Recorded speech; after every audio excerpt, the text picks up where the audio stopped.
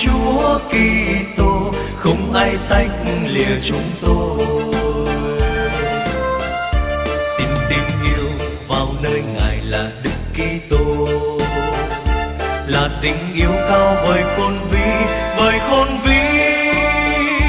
Bao gian nan vẫn trung kiên, bao chân chuyên tròn nỗi niềm, tựa thầy đấng vô hình.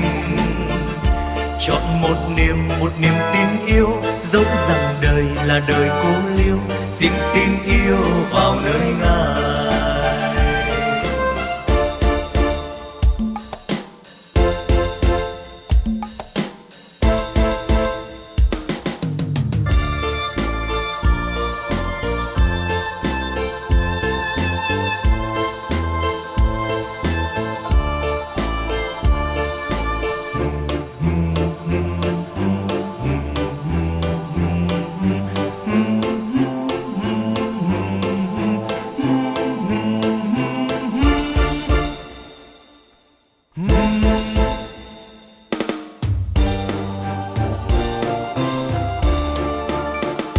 Xin tin yêu vào nơi Đức Kitô, xin tin yêu vào nơi Đức Kitô.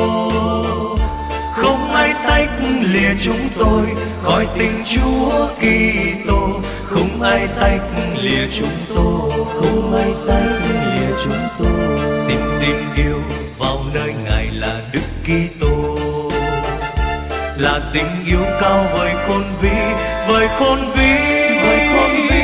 Bao gian nan vẫn trung kiên, bao chân chuyên tròn nỗi niềm, tựa thầy đấng vô hình.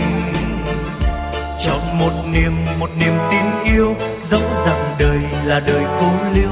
Xin tin yêu vào nơi Ngài, xin tin yêu vào nơi Ngài, xin tin yêu vào nơi Đức Kitô, xin tin yêu vào nơi Đức Kitô.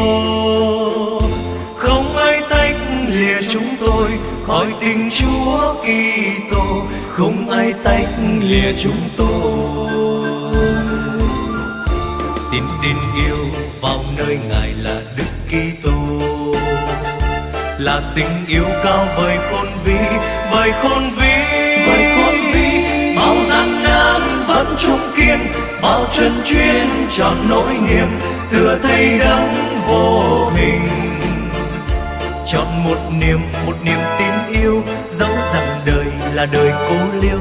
Xin tin yêu vào nơi Ngài, xin tin yêu vào nơi Ngài, xin tin yêu vào nơi Ngài, xin tin yêu vào nơi Ngài, xin tin yêu